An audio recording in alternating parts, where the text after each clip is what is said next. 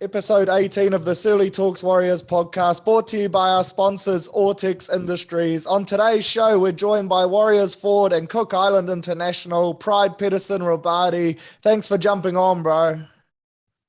All good, bro. Pleasure to be on. And I mentioned in the intro, you're a proud Cook Islander and we're fresh off rep round, so let's kick things off there.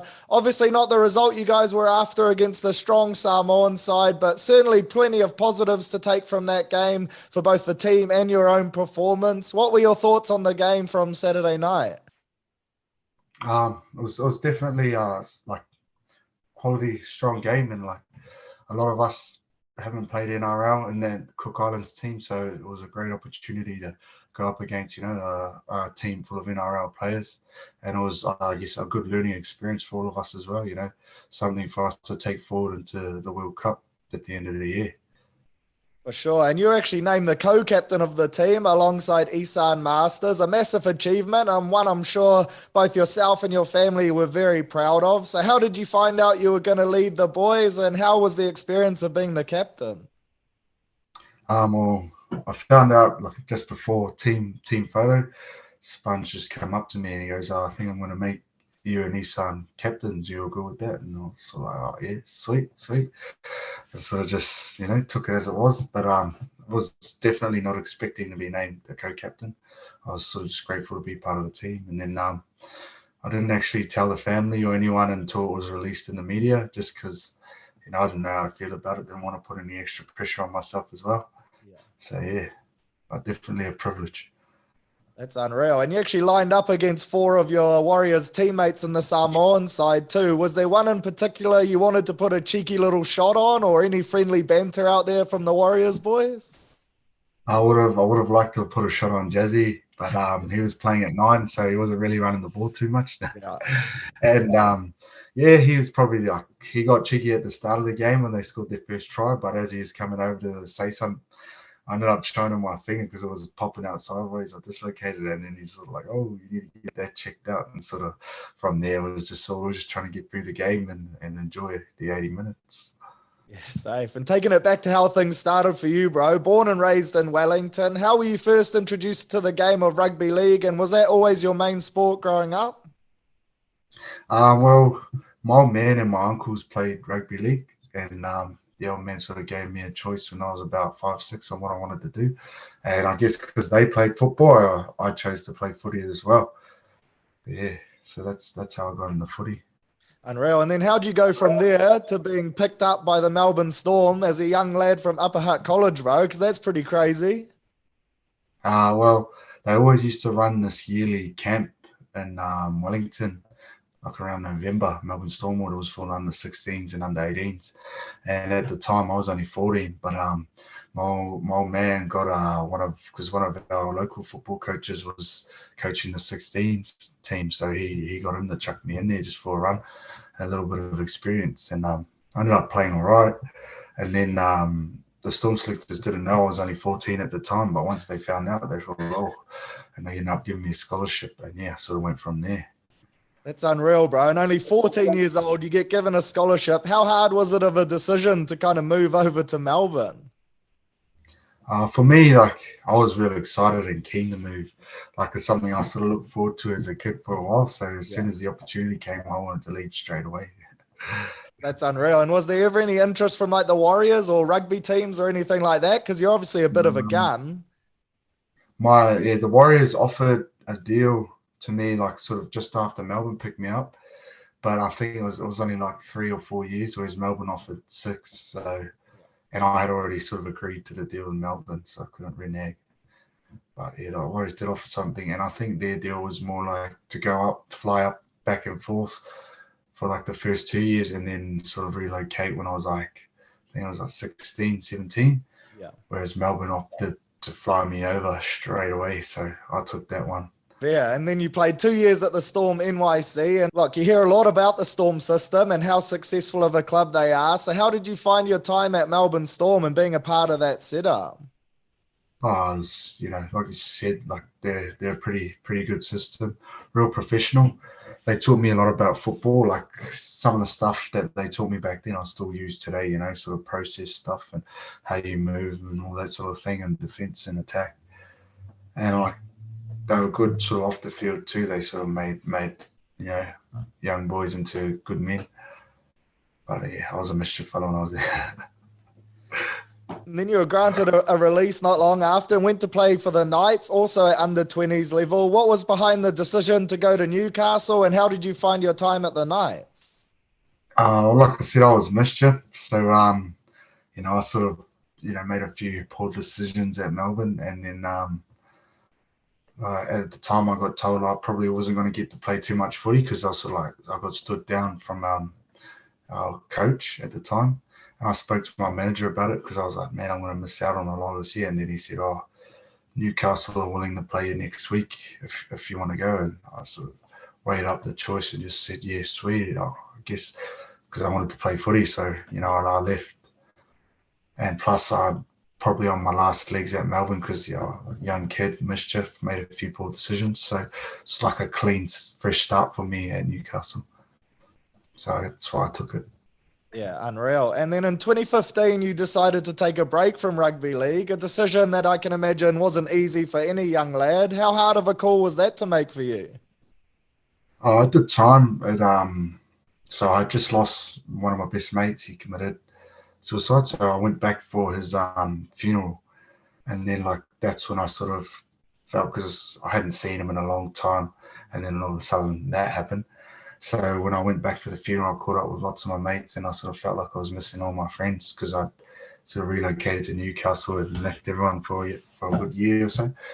So at the time, I was sort of like, I just wanted to be around my mates and chill for a little bit. So that was sort of the reasoning to that decision there, which was tough because I love football, but I think probably needed to get away from it for a little bit there.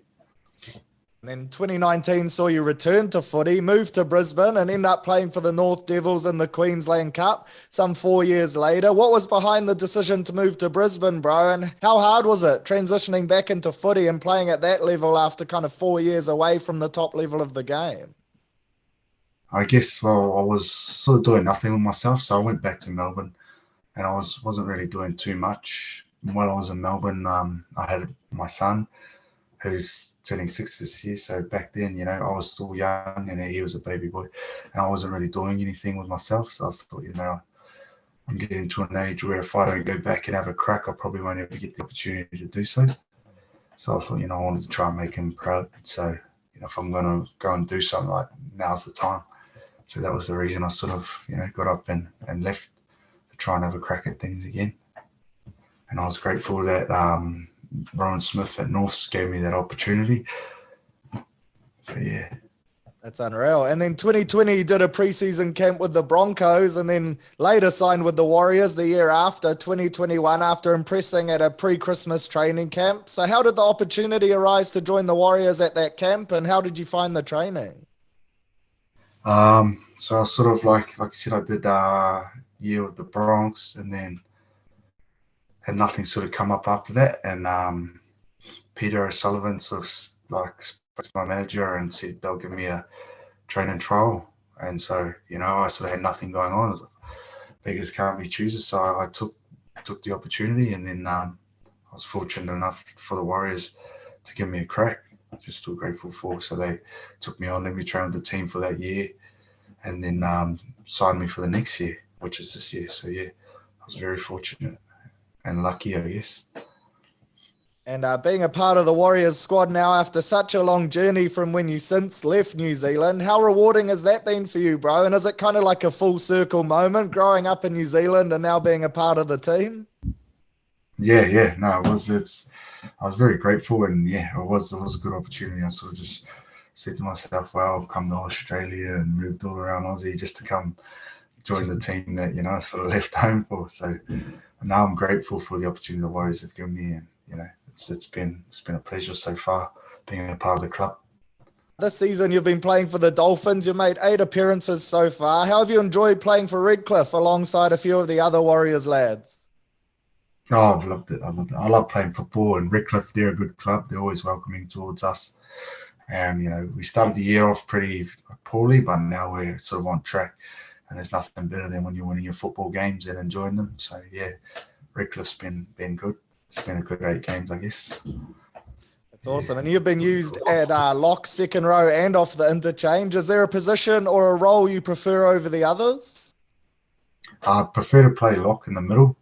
Yeah. You get more hands on the ball, more tackles under the belt. But I guess playing on the edge, you get to play the full 80. So I don't complain, bro. Wherever the team needs me, I'm happy to play my part, do whatever I've got to do. But yeah, I do prefer lock, the middle. That's sort of home for me.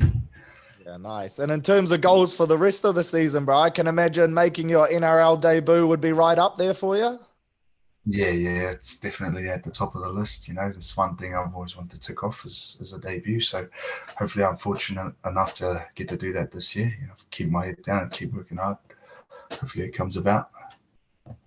Oh, and Rugby League World Cup later this year over in England as well. Is representing the Cook Islands at the World Cup something you're really looking forward to doing also? Yeah, I can't wait, especially after that international test. I sort of just, fueled the fire. I can't wait to get back out with the boys and rip in. I feel like we can do so much better than what we did on the weekend. And yeah, I'm looking forward to getting to the World Cup and putting Cook Islands in good perspective. For sure. And before we get into some quick fire questions, just one more for you. A lot of Cook Island eligible players are playing in other rep teams at the moment, and we've seen with the likes of Tonga and Samoa, a few of the boys have been coming back. So how much of a boost would it be for your team if you were to get a few guys back, maybe like a Chance, Nicole Clockstad, some guys like that, if they were available? I think it just adds heaps of strength to our team, because the team we fielded, I don't even think there was that much NRL experience out there on the field on the weekend. So imagine adding some NRL experience to that team and the effort that was already there. We're only going to get better and better. So yeah, that would definitely be a positive. And I think we'll play, will put us in contention to win games against some of the top teams. And a few quick fire questions for you now, bro. A bit more casual. Who's your favourite players to watch in the NRL at the moment?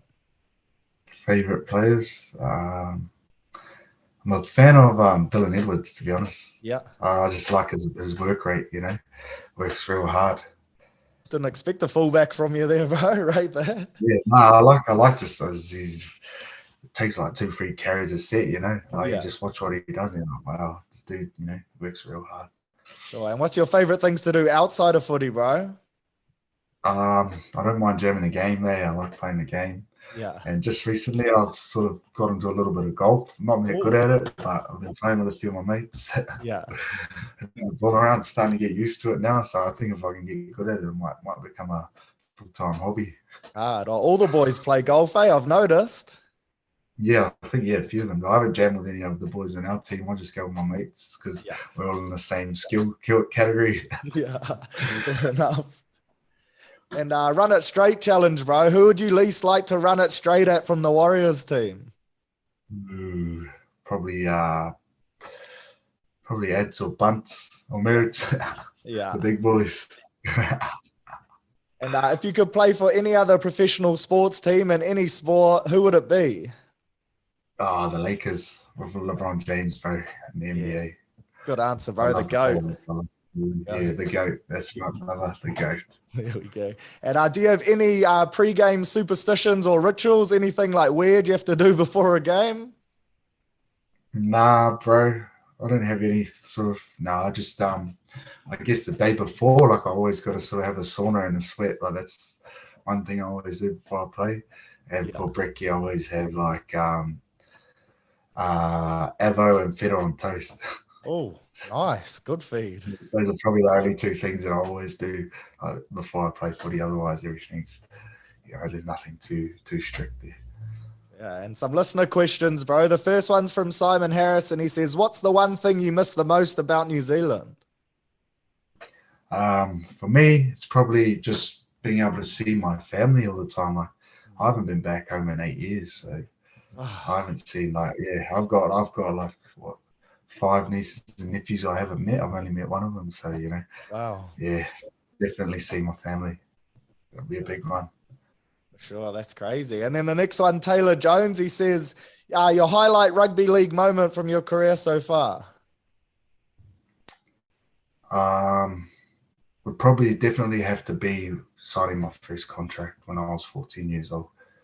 That was to me like sort of, made it out of the hood sort of moment. Like there's that many kids that were the same age as me where I'm from, all my mates, cousins, we were all trying to sort of, strive for that. And I was fortunate enough to be the one that got it. So that'll always probably be one of the highlights of my career.